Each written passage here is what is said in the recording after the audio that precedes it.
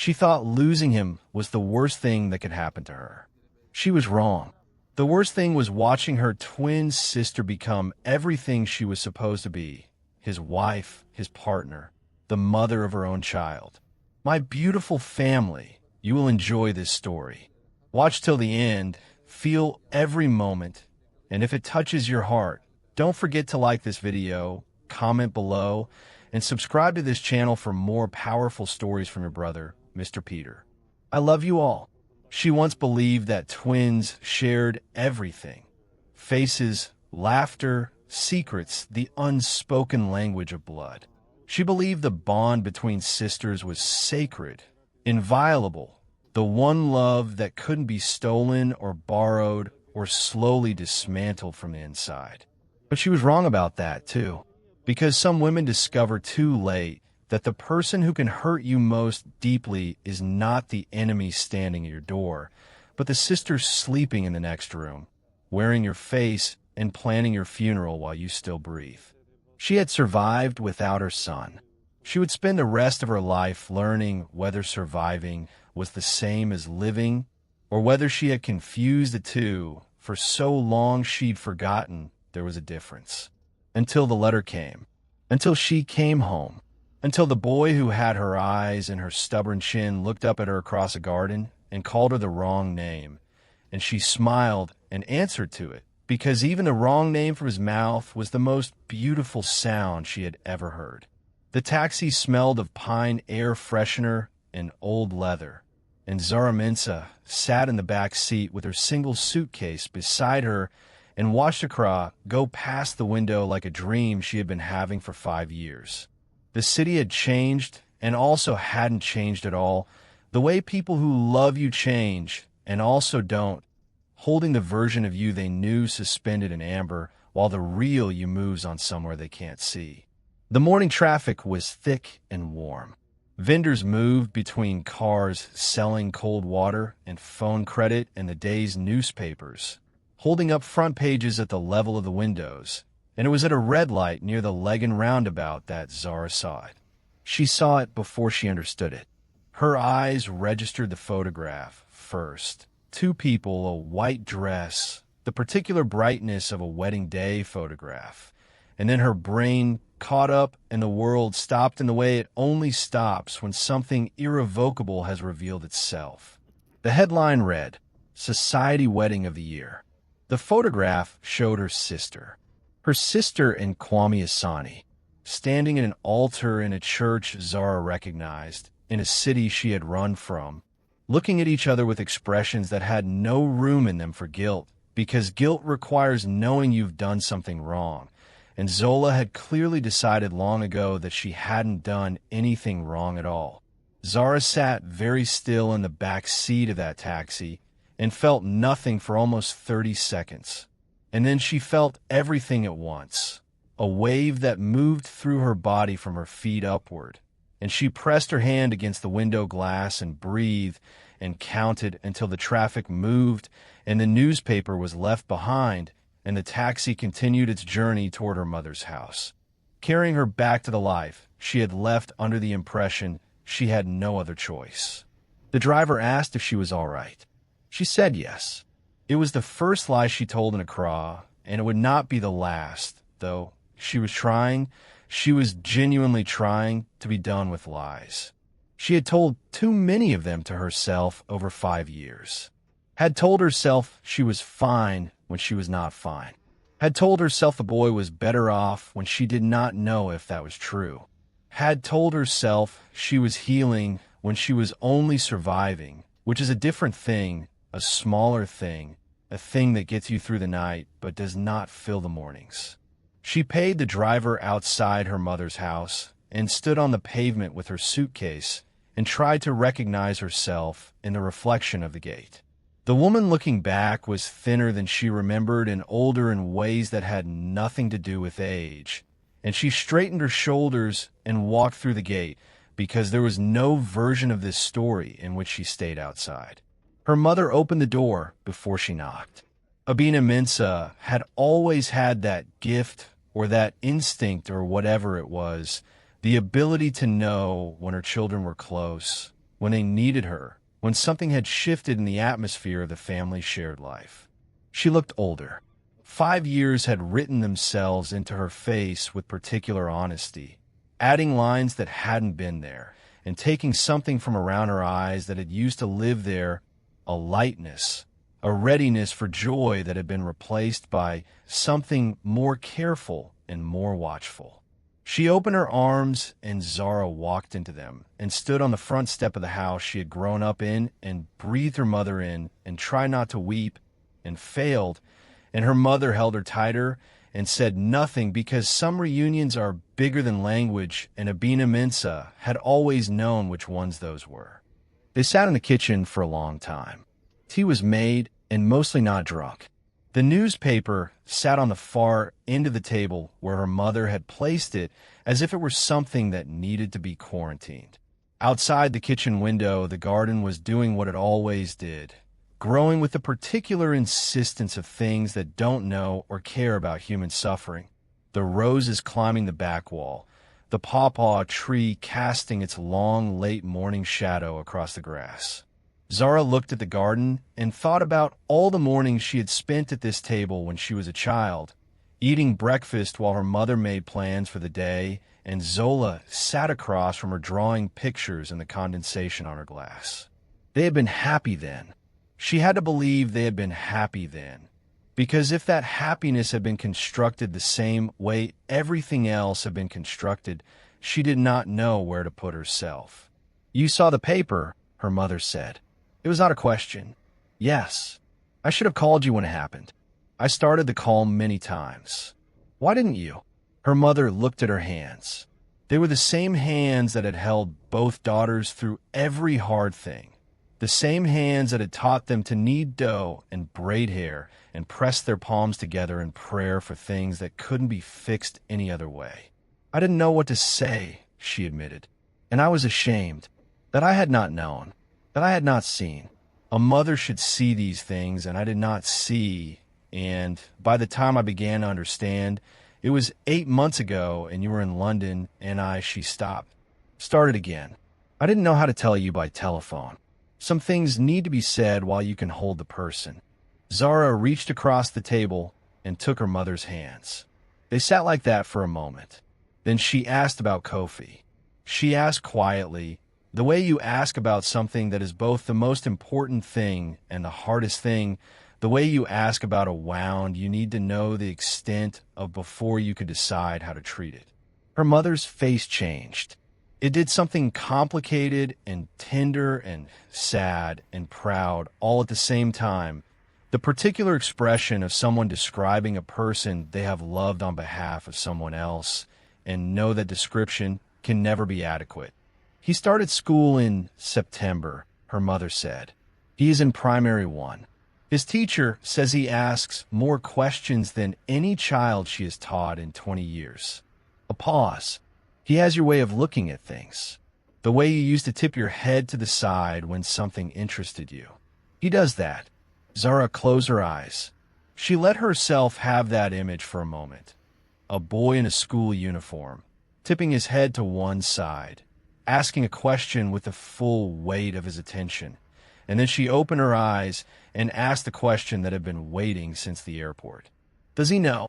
"He knows you as Aunty Zara," her mother said carefully. "He knows you come to visit. He knows you have been abroad. He knows," she stopped again. "He knows what he has been told." The words fell into the kitchen and stayed there.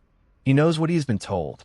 As if the truth were a garment someone had chosen for him, had dressed him in, and he had accepted because he was 5, and children accept what they are dressed in because they do not yet know they have the right to ask for something different. The letter had come 6 weeks earlier. Zara had been in the flat in Brixton she'd been sharing with 2 other women who had also come from somewhere else and were also in the process of becoming someone they hadn't planned to be. The letter was handwritten, 6 pages on lined paper, the handwriting familiar from childhood. Afia Boateng, who had grown up 3 houses down and had been Zara's closest friend before everything, who had stayed in Accra when Zara left and had watched, it turned out, with the growing horror of someone who understands what they are seeing but cannot find the right moment to say so. Afia had seen Zola attend the hospital when Kofi was born, had seen Zola's face when she emerged from the maternity ward the day Zara signed the papers, had seen, in the weeks and months that followed, the deliberate and careful way Zola positioned herself in Kwame's life, first as a concerned sister-in-law, then as a friend, then as something more. She had told herself it wasn't her business. She had told herself it wasn't her place. She had told herself that perhaps Kwame and Zola were simply finding comfort in shared grief, that perhaps the relationship had emerged naturally from genuine feeling rather than calculation. She had told herself these things for 4 years. And then Kofi had started school, and Afia's daughter was in the same class. And she had watched Kofi arrive on the first day, holding Zola's hand and calling her mama. And she had gone home and sat at her kitchen table for a long time, and then she had picked up a pen. The letter was 3 pages of facts and 3 pages of apology. Zara had read it on the floor of her flat in Brixton at 2 in the morning. And when she finished, she had sat very still for a long time, and then she had begun making arrangements to come home. She had not warned anyone she was coming except her mother, and she had asked her mother to tell no one else. Not because she was planning anything dramatic, not because she wanted the element of surprise, but because she needed to arrive on her own terms, needed to walk through a door that she chose rather than one that had been chosen for her, and she had spent enough years walking through doors that had been chosen for her to know the difference between the two. Chapter 2. The Anatomy of What Was Taken. Zara had been 23 when she met Kwame Asani at a technology conference she had almost not attended. She had been a junior research assistant at a policy institute, the kind of position that sounds impressive at dinner parties and pays just enough to cover rent if you are careful and never sick. And she had been sent to the conference to take notes on the keynote presentations and collect business cards that her supervisor would never look at. She had not expected anything from the day beyond sore feet and a free lunch and the mild intellectual stimulation of hearing smart people talk about things she found genuinely interesting. She had not expected to find herself standing outside the venue at 6 in the evening, talking to a man who listened with his whole body and laughed at the things she found funny and asked questions that assumed she had already thought carefully about whatever she was saying and wanted to know what she had concluded. Kwame Asani was 30 years old and building a company in the infrastructure technology space that would, in the years that followed, become one of the most discussed enterprises in the West African tech ecosystem. He was not famous yet when she met him. He was simply a man who had figured out what he was for and was moving toward it with the particular clarity of someone who has stopped wasting time on other people's definitions of success. He was tall and quiet and paid attention in the way that some people pay attention only to things that cost money. But he paid it to her, to what she was saying, to the way her face moved when she talked about the research she was doing, to the small things she noticed about the world around her that she had learned not to mention in most company because people found it excessive. They talked for 3 hours that first evening. She missed 2 sessions she was supposed to be covering. She would write up notes from memory on the bus home and feel not a trace of guilt about it. He called her the next morning. By the end of that week, she had already begun the particular process of rearranging her inner world to accommodate someone new, clearing space for his presence the way you clear space on a shelf when something important needs to be put somewhere it won't fall. Within a month, she knew she was in love with him. Within 2 months, she knew it was the kind of love that redefines your understanding of what the word means. Within 3 months, he had told her the same thing, clearly, in the way he did everything, without performance, without strategy, just the plain fact delivered with full eye contact. She had told Zola everything, the way she always told Zola everything, because they were twins, and that was what twins did. That was the whole point of twins, to have someone who would receive everything you brought them without judgment, without agenda, without the complicated self-interest that filtered every other relationship in your life. She had told Zola about the conference, and the conversation and the phone call and the first dinner and the slow flowering of something she hadn't planned for and didn't want to resist. Zola had listened with the quality of attention Zara had always trusted, leaning forward, asking questions, laughing at the right moments, crying a little when Zara described the first time he told her he loved her.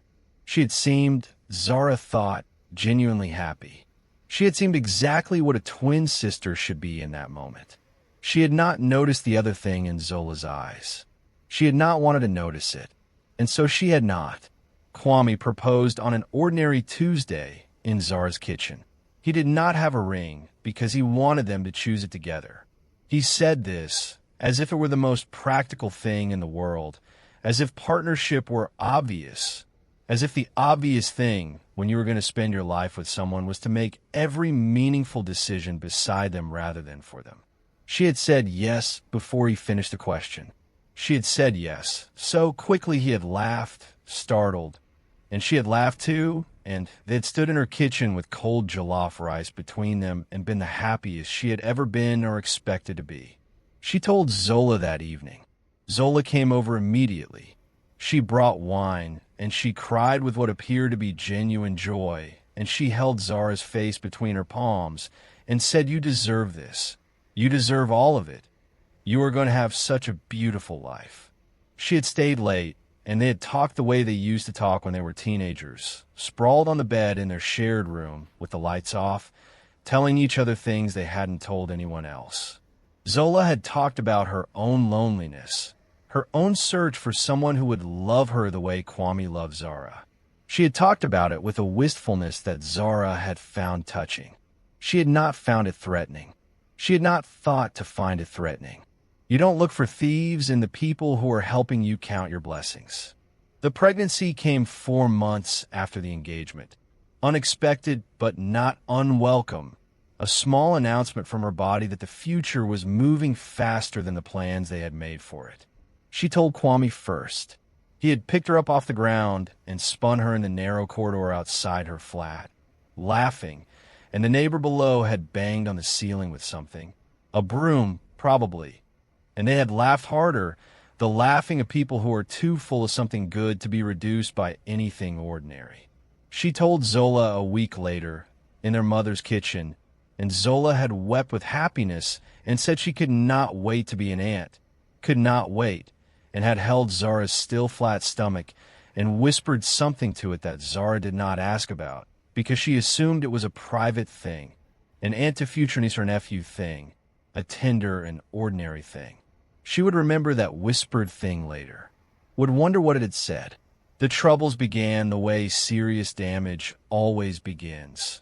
So gradually you can explain each incident individually. So patiently you can tell yourself a story about each one that makes it manageable.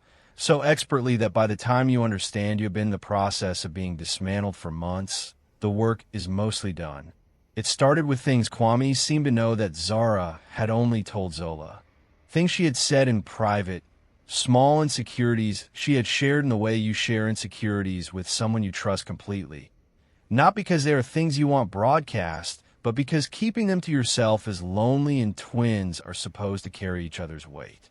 She noticed Kwame seemed to know these things, but she told herself she must have mentioned them herself, must have forgotten, must have said them in a moment she had not noticed. She was good at explaining things away. She had been practicing her whole life. Then there were the conversations. Zola would mention, with careful concern, that Kwame had said something to her, a worry he had expressed, a doubt he hadn't mentioned to Zara directly, a fear about the pace of their relationship. She always framed these as acts of love, as I'm telling you because I want you to be able to reassure him, as I'm your sister and I'm worried. Zara would have the conversations Zola suggested having, would offer the reassurances Zola had indicated were needed, and Kwame would receive them with a confusion that she interpreted as shyness, as his difficulty expressing emotion, as the particular communication gap between people raised differently. She did not understand that he was confused because he had not had the doubts Zola had attributed to him. She did not understand that what she was experiencing was not a gap in communication, but a deliberate interference with communication. A third person inserting themselves between two people and rewriting what each believed the other had said. It went on for months. Looking back, Zara could trace the architecture of it with a precision that made her stomach hurt, the way you can trace the load-bearing walls of a building after it has already fallen. Zola had studied Kwame with the thoroughness of someone preparing for an examination they cannot afford to fail. She had learned his fears and his insecurities and the specific ways his family history had made him vulnerable to certain kinds of evidence. She had learned from Zara exactly which things Kwame would find hardest to dismiss and easiest to believe. And then she had constructed, piece by piece, a version of Zara that was designed specifically to fail every test Kwame's trust could set for it. The evidence she produced in the final weeks, the evidence that broke everything, Zara still does not fully understand how it was manufactured. She knows it existed. She knows Kwame saw it. She knows it was specific enough and plausible enough and delivered by a source he trusted enough that he had no framework for disbelief. She knows that by the time he came to her apartment that night, 7 months pregnant, and sitting on the floor with her back against the couch because her back had been aching all day, he had already decided what he believed. She knows that she screamed her innocence until her voice broke. She knows he listened with the face of someone who has already made up their mind and is enduring the other person's reaction rather than genuinely considering what they're saying. She knows he left. She knows she called Zola from the floor of that apartment, and Zola came immediately and held her and said all the right things. And she knows now, from Afia's letter, what Zola did next. Chapter 3. The Birth and the Papers. She gave birth alone. This is the sentence she has never been able to say without stopping in the middle of it, without the sentence requiring something from her that she is not always able to give. She gave birth alone in a hospital on the east side of Accra on a night that was raining, with a nurse named Comfort holding her hand and telling her she was doing well. She was so strong, almost there, almost. Her mother had not been there because her mother had been told she was not wanted there, had been told by Zola, relaying Zara's supposed wishes, that Zara wanted privacy and space and would call when she was ready for visitors. Kwame had not been there because Kwame had been told, again by Zola, that the baby was not his and Zara had left and wanted no contact. Neither of these things was true. Both of these people had been carefully kept away by someone who understood that isolation was the precondition for everything that was about to happen. The baby was born at 3 a.m. He was small and furious about it, arriving with the kind of cry that suggests a person who already has opinions about the world and intends to make them known. The nurse placed him on her chest, and she looked down at his face, the particular scrunched and ancient dignity of a newborn face, and felt a love so enormous it reorganized her internal geography, rearranged everything she understood about herself around a new central fact, that this person existed, that she had made him, that he was hers. She held him for 48 hours. She counted every finger and every toe. She memorized the small sounds he made when he was sleeping, the way his hands opened and closed like flowers. She called him Kofi in her mind because it meant born on a Friday, and he had been born on a Friday, and she wanted him to have a name that told the truth about the day of his arrival. Zola arrived on the second day. She came with food Zara couldn't eat and a gentleness that felt, in retrospect, like a performance of the role she was already planning to occupy. She sat beside the bed and held the baby and said the things a loving aunt says, and then she began to talk about what came next, about how Zara had no money, about how Kwame's family was powerful, about how fighting them, as a single mother with no resources and a ruined reputation. Zola used those words, a ruined reputation, as if it were established fact. would cost more than it would gain. About how the right thing, the loving thing, the thing a real mother did when she understood that love was not enough, was to make sure her child had the life he deserved, even if that meant stepping back. She talked about adoption. She talked about family friends who had been hoping for a child. She framed it all as the hard truth that only a sister could deliver, the painful reality that love alone required you to face. Zara said no. She said it clearly. She said it multiple times over multiple visits while she was still in the hospital, her body recovering from birth, and her mind so far underwater with exhaustion and grief that she was not always sure she was reasoning clearly. But she said no. She held her son, and she said no. It was Zola who kept returning to it. Zola who brought a lawyer she described as a family friend. Zola who laid out, document by document, what she claimed would happen if Zara tried to raise this child alone. The custody battle Kwame's family would initiate, the evidence that would be introduced about Zara's character, the years of legal warfare that would leave nothing standing. She painted the future with the particular authority of someone who wants you to believe the painting is a window. Zara, in the fog of postpartum exhaustion and grief and isolation from everyone who might have offered a different perspective, had slowly, terribly, stopped saying no. She signed the papers on the morning of the third day. She signed them with her son asleep in his bassinet beside the bed. And she had asked to hold him one more time before she did, and she had held him and memorized him with the intensity of someone creating an archive they will need to carry for a long time. She had pressed her mouth to his head and whispered things she cannot now fully remember, promises and apologies and declarations of love that she was not sure he would ever know had been made. Then she had laid him down and taken the pen and signed her name, and something inside her had gone quiet in a way that would take years to understand was not peace but shock, the particular silence of a system that has experienced damage too large to process in real time. She was at the airport 4 days later. She had a single bag and a ticket to London that Zola had helped arrange, a detail she would not understand the full meaning of until Afia's letter, when she would understand that Zola had been removing every obstacle between herself and the life she intended to claim.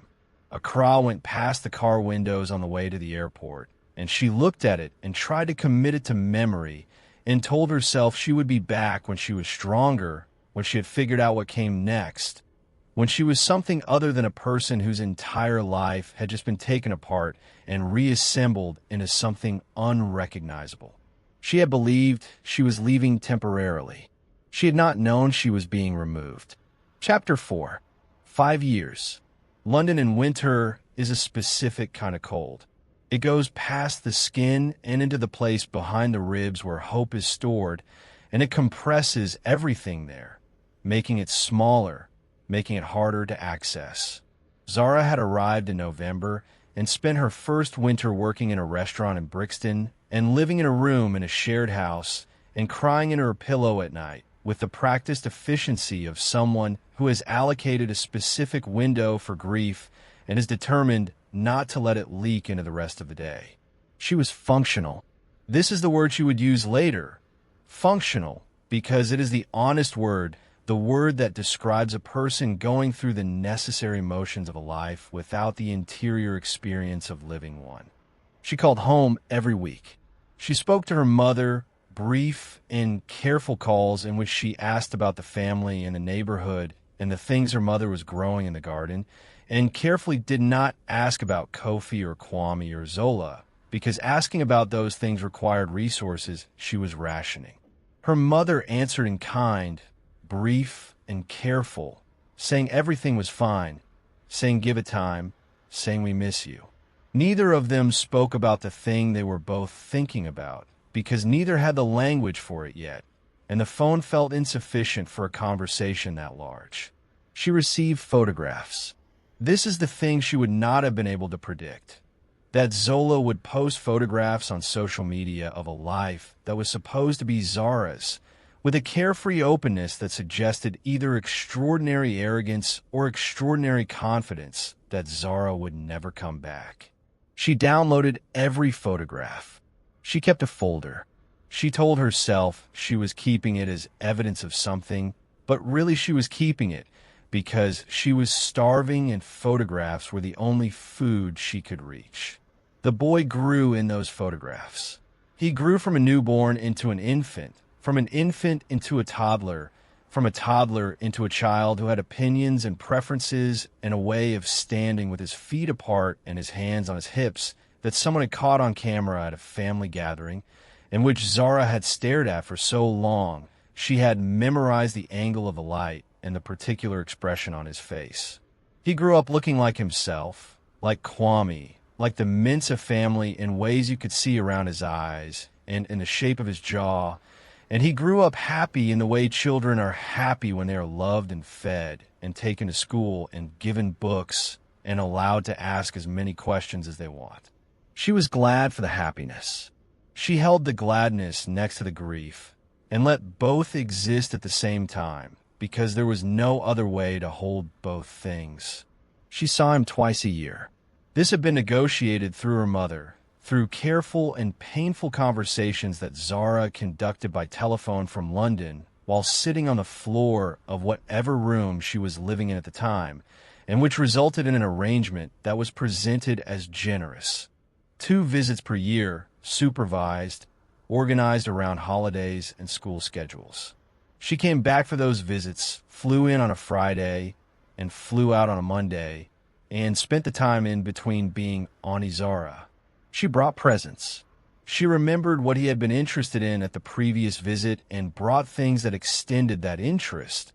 Books about frogs when he was going through his frog phase, a star chart when he became interested in astronomy, a small set of carpentry tools in the 3rd year when he decided he wanted to learn to build things. She paid attention to him with everything she had. She loved him with the fullness she was permitted and tried not to let him see the parts she was not permitted to express. He was a child who paid attention in return.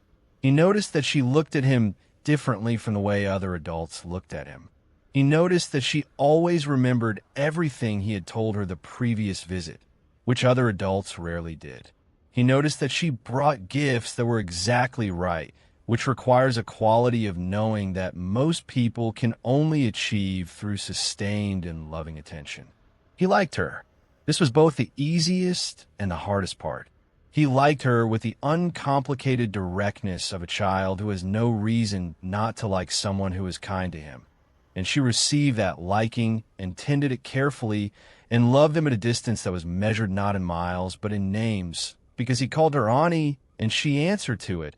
And every time she answered to it, she felt the word land somewhere inside her that never fully healed. She had been in London for 4 years when she met a man she almost stayed for. His name was David, and he was kind and patient and genuinely tried to understand the parts of her she let him see. She let him in gradually, the way you let in a draft, carefully, with the window open only slightly, ready to close it again if the temperature drops too suddenly. She told him some of it, not all of it. The version she told was the one she had curated for herself, the version that was true but not complete, the one in which she had made difficult choices and was still processing them rather than the one in which she had been systematically deceived by the person she trusted most in the world. He responded well to what she told him. He was gentle with it. She thought, for perhaps 8 months, that this might be what the rest of her life looked like. And then Afia's letter arrived. She read it on the floor of David's flat because she had been there when it came, and she read it in that order. The facts first, absorbing them sentence by sentence with the growing stillness of someone understanding the full shape of a wound they had been living with for years without knowing what had caused it.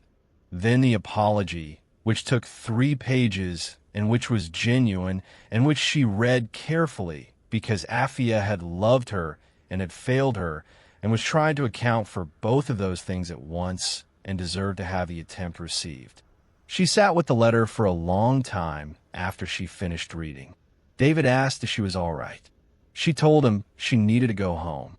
He knew, from the way she said it, that she meant a different home than the one they shared, and he did not try to talk her out of it.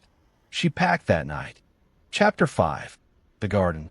Kofi was playing near the garden wall when the car pulled through the gate of the house that should have been hers. He was compact with energy and concentration, crouching in the way children crouch when they have found something important on the ground and intend to examine it at length. He looked up when he heard the car, and his face did the thing children's faces do when they are glad to see someone. Opened, simply, without the filters adults apply to the experience of gladness, and he ran across the garden toward her with his arms already reaching before he had finished covering the distance between them. "Aunty Zara," he said in her neck. He smelled of sunscreen and grass and the specific warm smell of a child who has been playing outdoors in the late morning. She held him with both arms and felt his weight against her and tried to memorize it the way she always memorized it, the particular weight and warmth of him, storing it for the months ahead when she would have only memory to work with. "You've grown," she said, because it was true, because he had, because 5-year-olds are serious about growing, and she had learned that acknowledging his growth was one of the things he liked about her visits.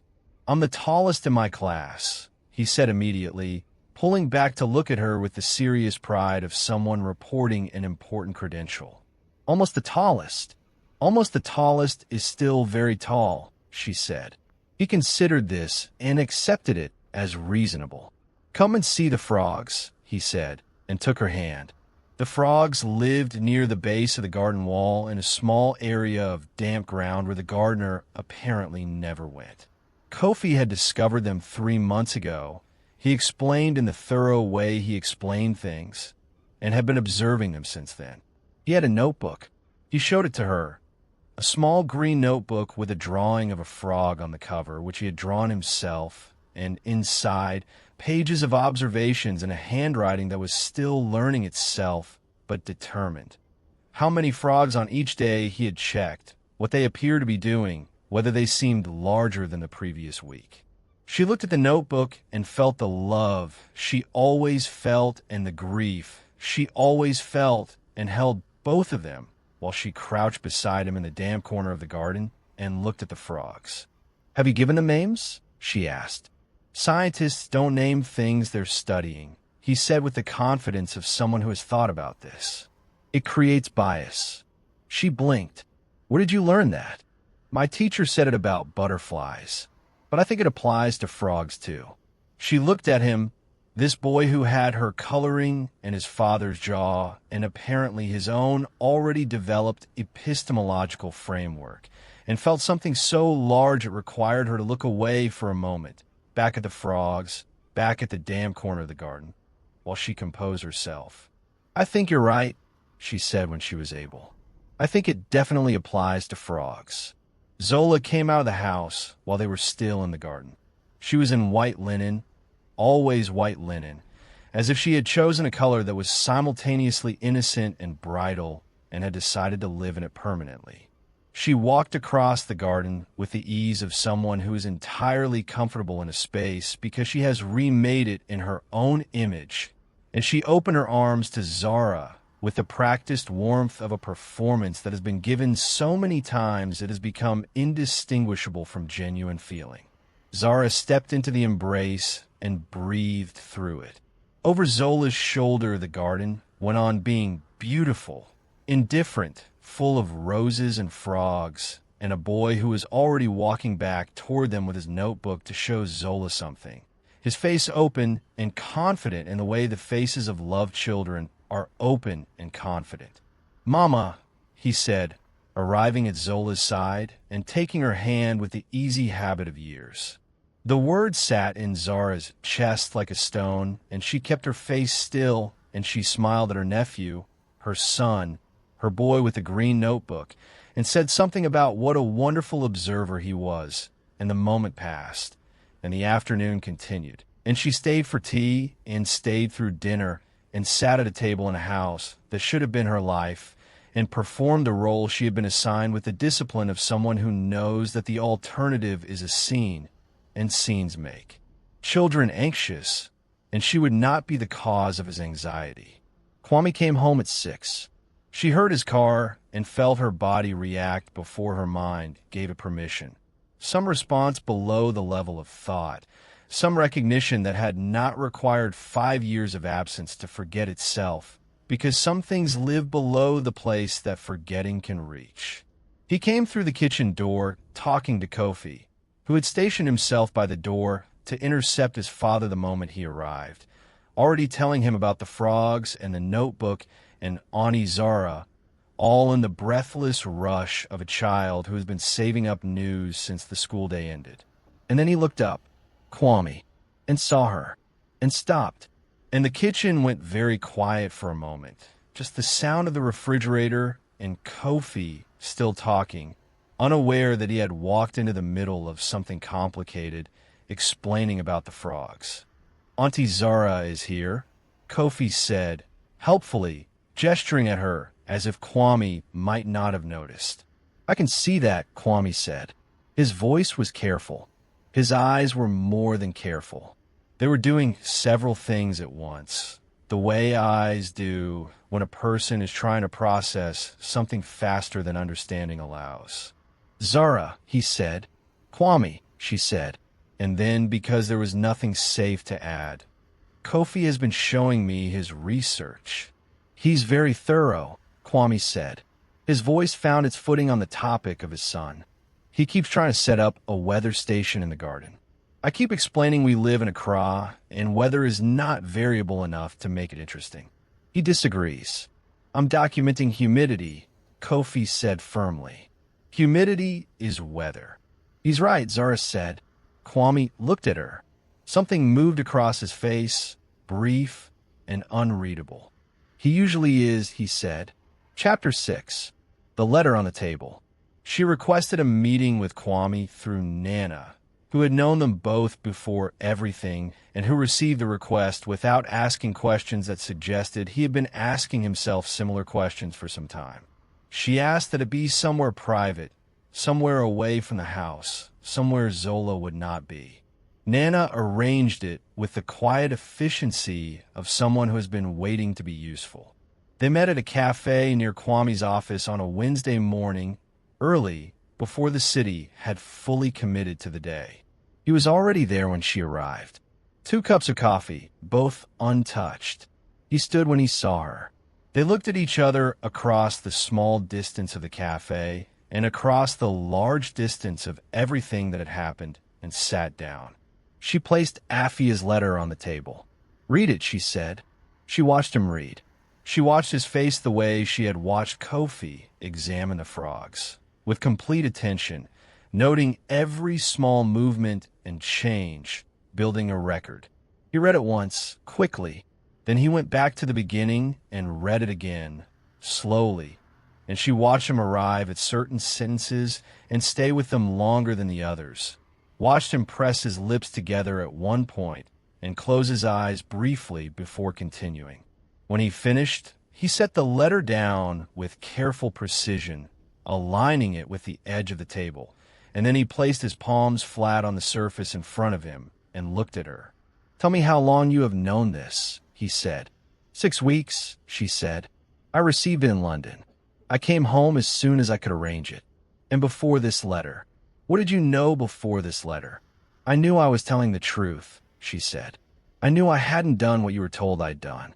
I knew I had signed papers I was pressured to sign and then left a country I didn't want to leave. That was all I knew. I didn't know the mechanism. I didn't know how she did it. I only knew the damage. He was quiet for a moment. Outside the cafe window, the street was filling up with the morning, motorbikes and trotros, and the smell of bread from somewhere nearby. The evidence she showed me, he said. I've thought about it many times over the years. There were moments when he stopped, started again. There were things that didn't fit. I told myself I was looking for reasons to doubt it because I didn't want it to be true. I told myself my judgment was compromised by wanting a different answer. Your judgment was compromised, she said. Just not by that. They stayed in the cafe for 3 hours. They compared timelines. They compared what each had been told about what the other had said and done. They watched the betrayal reveal itself in full, the way a building reveals its structure when the covering material is removed. Everything was there, had always been there, just hadn't been visible before, and now that it was visible, it was impossible to understand how it had been missed. He talked about the months after she left, about the grief that he had not permitted himself to fully feel because he had been told the grief was misplaced, about the careful and incremental way Zola had made herself necessary to him, about the slow process of becoming someone who had lost something enormous and been gently guided toward a replacement without ever being shown clearly what the replacement was replacing. She talked about the hospital, about signing the papers, about arriving in London with a single bag and the particular emptiness of someone who has lost not just a person or a relationship, but the version of the future that had been built around that person. About 5 years of the twice-yearly visits that were the only permitted form of presence she was allowed, about answering to Aunty when her name was something else, about the green notebook and the frogs and the epistemology of naming things. He listened to all of it.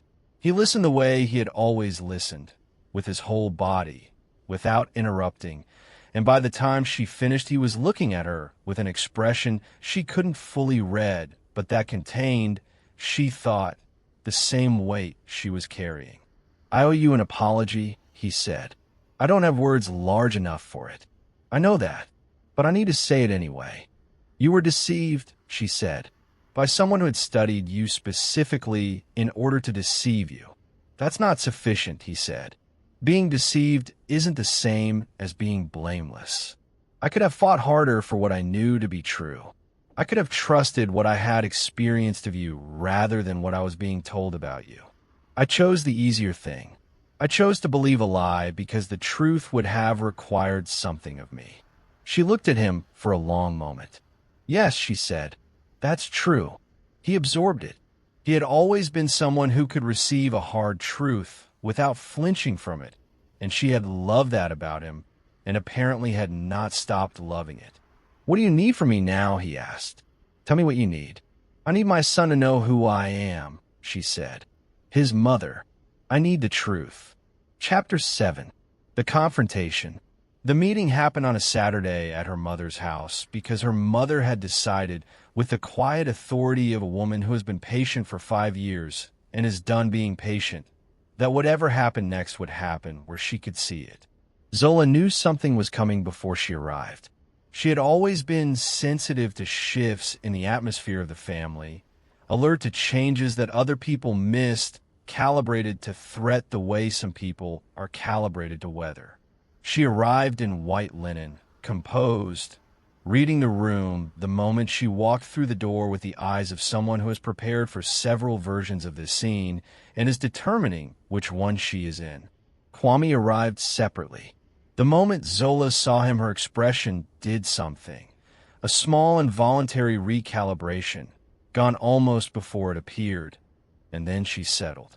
She sat at the kitchen table across from Zara and beside their mother and looked at all three of them with the particular composure of someone who has decided that composure is the only position from which she can defend herself. So she said, "Not a question, a statement of arrival. We're having this conversation." "Yes," their mother said. "We are." Zola did not collapse immediately. She was too intelligent for immediate collapse. She constructed defenses and abandoned them when they didn't hold, moving through them with the efficiency of someone used to adapting their strategy in real time. She said the evidence had been real. She said Zara was misremembering the nature of their conversations. She said she had only ever wanted to protect everyone. She said she had been trying to prevent a custody battle that would have destroyed Zara. She said love was complicated and she had made mistakes she regretted. Each of these positions was held for a few minutes and then released when the room did not accept it, and the next position was adopted and held and then released in turn. She went through them all. And when she had gone through all of them and none of them had opened a door out of the room, she sat quietly for a moment and then said the true thing. "You were going to ruin him," she said. She was looking at Zara, not on purpose, not maliciously, but you weren't ready for what he needed. You didn't understand his world, his family, the pressures on him. I watched you together, and I saw someone who loved him completely and someone who was going to need things from him that he couldn't give while he was building what he was building. And I watched that and I thought, she stopped. "I loved him," she said, "before you met him. Long before. I introduced you to that conference. Did you know that? I pointed you toward it. I thought if I was near him regularly, it would be enough. It wasn't. The kitchen was very quiet. So you decided," Zara said. "You decided for him. You decided for me. You decided for my son. Our son was going to have a better life," Zola said. "He has had a good life. Because I survived giving birth alone and signing papers that should never have been put in front of me," Zara said. "That isn't love. That is the dismantling of someone's life and calling it care." Kwame had been silent through most of this.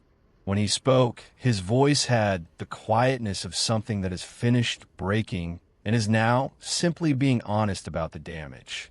"You took 5 years from her," he said. "You took 5 years from me. You took the first 5 years of my son's life and built them on a lie that you maintained with deliberate and sustained effort. You are telling me this was love." Zola looked at him with eyes that were wet but not broken, because some people have the capacity to weep for themselves while maintaining that they have not done anything that required weeping. "I love him like a son," she said. "I love you. You love what you built using what you took," he said. "Those are different things." He looked at their mother. "I'm sorry to say this in your house." "Say it," their mother said quietly. "This is the place where true things should be said." "I would like Zola to leave," Kwame said. "And I would like a lawyer. And I would like my son to know his mother." Chapter 8. What the courts do and do not fix. The legal process moved at the pace legal processes move, which is to say not quickly enough for the people involved and too quickly for the people who are still hoping they can find a way out. Kwame's lawyer was a woman named Adwoa, who had the particular quality of someone who has seen every version of human failure and has stopped being surprised by any of it, but has not stopped caring about getting things right. She reviewed the adoption paperwork with the systematic attention of someone taking apart a machine to understand how it was assembled. She requested documents. She interviewed people. She constructed a timeline that was, when laid out in full, impossible to look at without understanding clearly what had been done and by whom and with what degree of premeditation. Kofi remained with Kwame throughout. This was what Zara had asked for, because Kofi's stability was not a negotiating point, was not something to be traded against anything else, was the condition from which everything else had to be arranged. She moved into her mother's house, and Kwame brought Kofi to visit on afternoons and evenings, separate from the formal twice-yearly visits, separate from Aunty arrangements, in a new configuration that didn't yet have a name, but was moving toward one. They went to the park. They went to the bookshop where he spent 45 minutes examining every book in the science section and eventually selected one about migratory birds that he felt addressed a gap in his current knowledge. They went to the place that sold the best meat pies in Accra, and he ate his with the focused attention he gave to things he considered genuinely worthwhile. He was a child who noticed everything. He noticed that the visits were different now, more frequent, less structured, less supervised. He noticed that Aunty Zara was staying at Grandma Abina's house rather than flying back to London. He noticed things he didn't say anything about directly, processing them in the way he processed the frog observations. Quietly, methodically, waiting until he had enough information to form a conclusion. She watched him notice and said nothing, because Dr. Asare had said that the conversations would happen gradually and at his pace, and it was important not to rush them or to introduce more complexity than he could manage at any given time. She trusted this. She waited. The day the court finalized the original adoption documents as having been obtained under circumstances that constituted coercion and fraud, Zara sat in Adwoa's office and signed her own name to a set of documents that meant something completely different from the one she had signed 5 years ago in that hospital room. And she did it without crying, which surprised her. She had expected to cry. Instead, she felt something more like the conclusion of a very long breath, the release of air that had been held so long the body had stopped registering the effort. She thanked Adwoa. She called her mother. She sat in the car afterward for a while and looked at the city through the windscreen and thought about the hospital room and the nurse named Comfort and the 48 hours she had spent memorizing a small person she had then believed she was losing.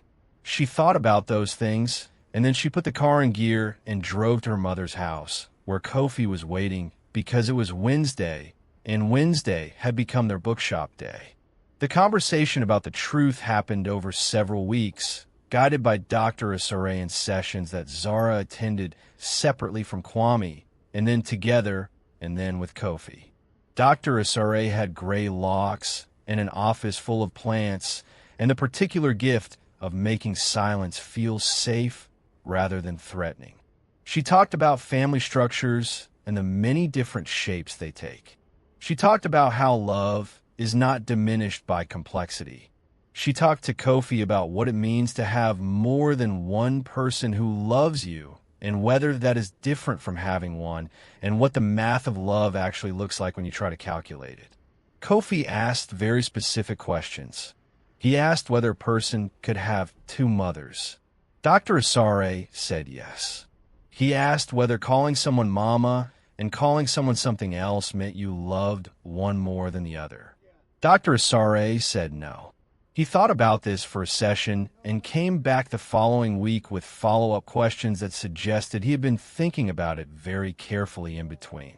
The first time he called her mama was a Tuesday. They were at the bookshop in the science section, and he was explaining to her why the book about ocean pressure he had been looking at for 15 minutes was interesting, but not as interesting as it initially appeared because it repeated information he had already obtained from a different book. She was listening and responding, and then he said, in the middle of a sentence about ocean pressure, "Mama, do you think the library would have something more specific?" And the word arrived so naturally, dropped into the sentence with such complete lack of drama, that it took her a half-second to understand it had been said. She looked at him. He was still holding the ocean pressure book, looking at the shelf, having already moved on to the question of what a more specific resource might look like. "The library might," she said. Her voice was steady. She was very proud of herself for that. "Let's ask the librarian." They went and asked the librarian. The librarian was helpful. They found a more specific book. Kofi examined it with the thoroughness he brought to all examinations. The words settled into the day and into the days that followed without fanfare, finding its place in the vocabulary of their life, together the way words do when they have finally been given permission to exist where they were always supposed to exist. Chapter 9. What the Garden Holds. Zola moved to Kamasi, and their mother visited twice, and came back each time looking like someone who had walked a long road without adequate preparation. Zara didn't ask for details. She thought about it, though. She thought about Zola frequently, not with the rage she had expected to feel most. Though the rage was there, it came and went, rose and fell like a temperature, but with a stranger and more complicated feeling that she didn't have a precise word for. Something like grief for the twinship, for the particular intimacy of being known from birth by another person who shares your face, for the version of Zola who had existed before one had bent her past the point of recognition. You couldn't mourn a betrayal fully without also mourning what had been betrayed. And what had been betrayed was a relationship she had loved and relied on and believed in completely. She was not ready to call it forgiveness. She said this clearly to Dr. Asare and to her mother and to herself because she believed in honesty about her own limitations and she believed that calling something forgiveness before it was forgiveness was a lie to yourself of the most corrosive kind. She was willing to leave room. She was willing to believe that human beings could do terrible things and still be human beings rather than only their worst action. This was not the same as forgiveness. It was smaller than that. It was a door left slightly open rather than locked. Whether anything would walk through it, she didn't know and had decided not to require herself to decide yet. Kwame asked her to have dinner with him on an evening in April. He asked carefully, with the particular carefulness of someone who has learned the cost of not being careful, framing it as dinner rather than anything larger, leaving the definition of what it was to be arrived at by the dinner rather than decided before it. She said yes with the same carefulness, not because she wasn't sure she wanted to, but because she was learning to want things slowly now, to move toward them with full awareness rather than the headlong rush of someone who has not yet learned what headlong costs. They went to a place they had never been together, somewhere without history, somewhere that could only be their starting from now. They talked for 4 hours. They talked the way they had talked at that first conference, with full attention, with the kind of engagement that excludes everything outside itself, but differently, weighted by what they knew now about each other and about themselves and about the enormous capacity of life to take apart what you have built and require you to build again from whatever remains. He talked about the 5 years without her. She talked about the 5 years without him. They compared notes on surviving things that should have broken them and found, as people do when they compare these notes honestly, that survival had required different things from each of them and had produced different results, and that the people sitting across from each other now were related to, but not identical with the people who had stood in her kitchen on that Tuesday 5 years ago, saying yes before the question was finished. "I don't know if we could be what we were," she said at some point in the evening. "I don't think we should try to be," he said. "I think what we were was not finished.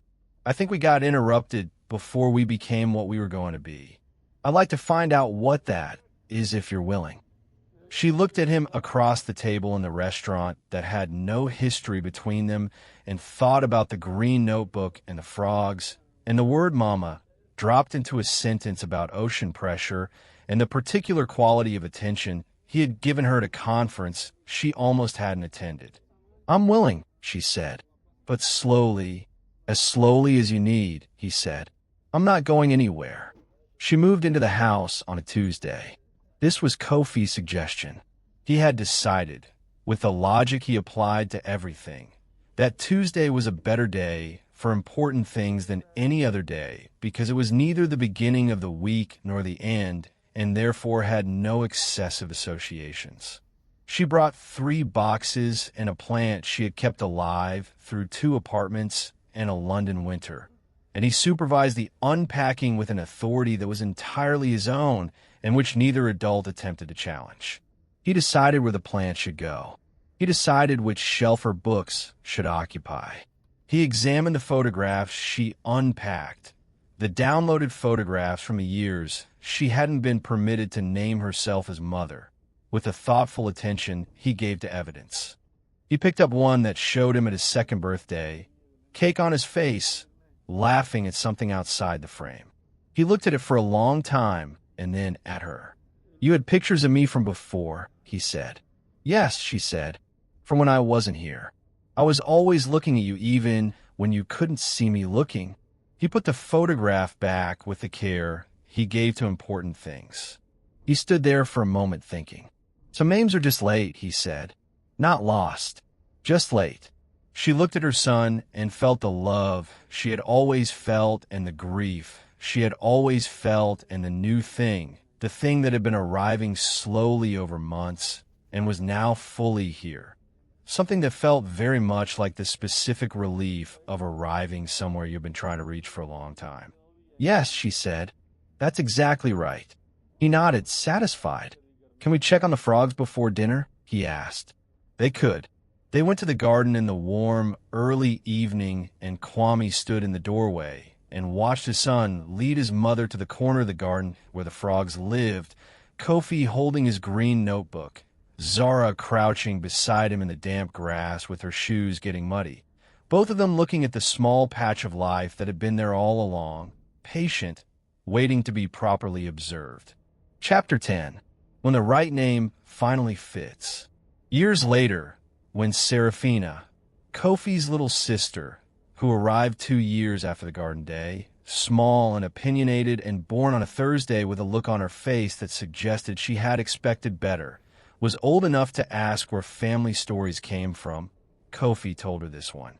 Not the version that had been curated for children. The real version with all its difficult edges intact, because he had been told the real version and had decided it was not something to be ashamed of, but something to understand. He told her about their mother leaving and the years of Aunty Zara and the letter and the frogs and the word dropped into the middle of a sentence about ocean pressure. He told her about names that are late rather than lost. Serafina listened with the complete attention she gave to things she considered important, which was most things. And when Kofi finished, she said, "So Mama had to go away to come back?" "Yes," Kofi said. "That's one way to put it. And the frogs were there the whole time." "Yes." "And you found them?" "Yes." "I think," Serafina said, with the authority of a 4-year-old who has reached a conclusion and is confident in it, "that the frogs are important." "They are," Kofi agreed. He had always agreed with this. When Serafina asked Zara directly about the story, and she did because Serafina asked directly about everything, it was the defining quality of her. Zara told her the truth without the softening she might once have added, because she had learned that the truth, told cleanly, was less damaging than the careful version that left out the parts that might be hard to hear. She told her daughter about love and about the particular damage that can be done by someone who knows you completely. She told her about running and about London winters and about twice-yearly visits where she was called a wrong name and answered to it and was grateful even for that.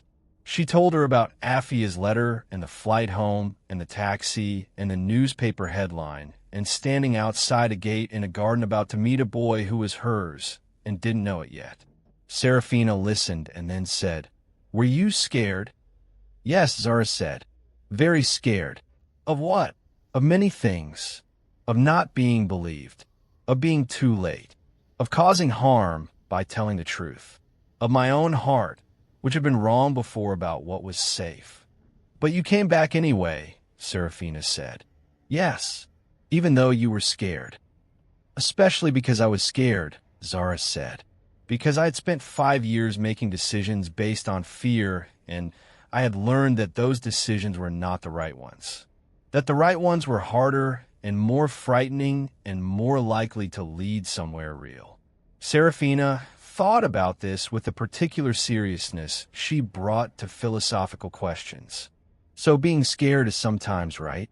"Being scared," Zara said, "and going anyway. That's the part. The scared part is easy. It's the going anyway that costs something." Kofi was 10 when he asked if he was angry at Zola. He asked in the kitchen, over the homework he was technically doing but had been staring past for 20 minutes, which meant he had been thinking about this for a while and had decided now was the moment. Zara sat down across from him and considered the question with the seriousness it deserved. "I was angry for a long time," she said. "I'm less angry now. I'm still not ready to call it forgiveness." "What is it then?" "I think it's understanding," she said slowly, trying to find the honest word. "I understand why she did what she did, even though what she did was wrong. Understanding isn't the same as forgiving, but it means I don't have to carry the anger all the time.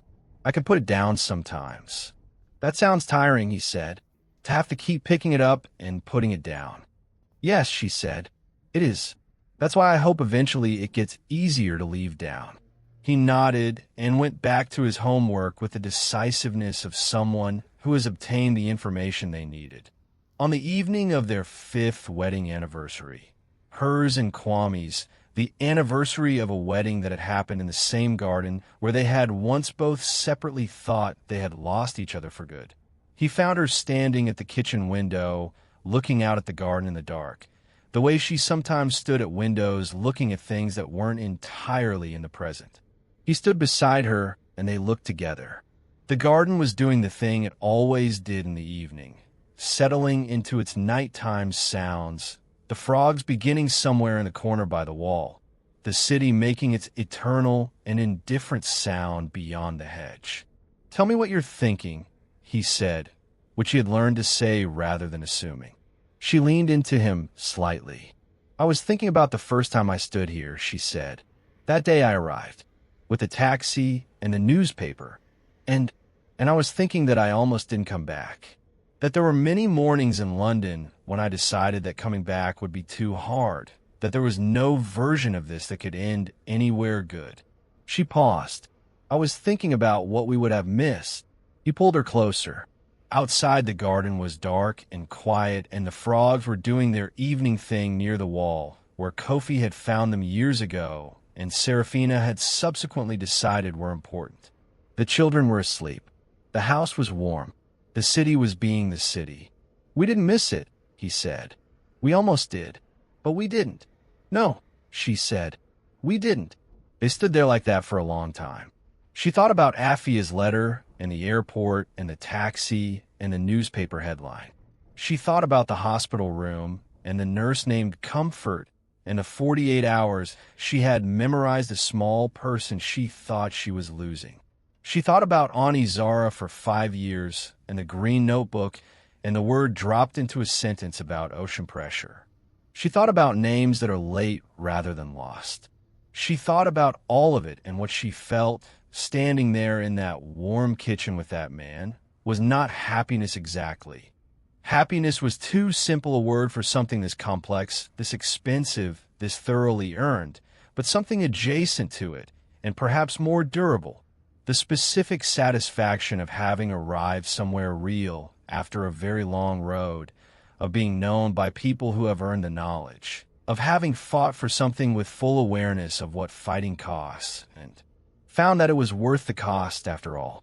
Some days she still woke from dreams about the hospital room and lay in the dark breathing until the dream receded and the present reasserted itself. Some days the anger arrived unexpectedly and she had to sit with it until it passed. Some days she found a photograph from years she wasn't permitted to name herself as mother and had to put it down and walk away. But some days she walked into the kitchen in the morning and Kofi was already there with a book and a question he had been waiting to ask her, and Serafina was making a mess. She was also arguing. She wasn't making and Kwame was making coffee, and the sun was coming through the window at the angle that meant it was early in the day was still entirely possible. And she stood in the doorway of that kitchen and thought about the taxi and the newspaper headline and the gate she had almost not walked through, and she was grateful in the specific and hard-won way that gratitude exists when you understand what the alternative was for every difficult choice she had made and every frightening thing she had done anyway, and every wrong name she had answered to for 5 years, because answering to the wrong name was the only form of presence she had been allowed. That was the story, the real one, with all its difficult edges. Not the one anyone would have written if they had been given a choice, but the one they got. And they were building it year by year, Tuesday by Tuesday, name by name, into something that looked very much like the life they had always deserved, found at last on the other side of everything it cost to claim it. Some loves refuse to be buried. Some truths cannot be permanently silenced. Some names are just late, not lost. And some children are wiser than the adults around them about the mathematics of belonging. That belonging does not diminish with division. That love is not a fixed quantity that must be allocated carefully, but an expanding thing that grows to accommodate what is needed. That the right name, spoken at last, does not erase the years it was withheld, but does make them mean something different. She had been Aunty for 5 years. She had answered to it with grace. And when the right name finally came, when it was dropped without ceremony into the middle of a sentence about ocean pressure in a bookshop on a Tuesday, she had received it with the full weight of everything it contained, 5 years and a London winter and 48 hospital hours and a letter from a childhood friend and a taxi and a gate she had almost not walked through. And she had said, let's ask the librarian. And they had. And the librarian had been helpful. And they had found a more specific book, and they had gone home. And that was how the right name came back at last. Not dramatically, not with the weight of ceremony it perhaps deserved, but quietly between ocean pressure and a library card, the way real things often arrive, smaller than you expected, in the middle of an ordinary moment, when you have finally stopped bracing for something large and allowed yourself to simply be present for whatever comes. That was enough. It was more than enough. It was everything.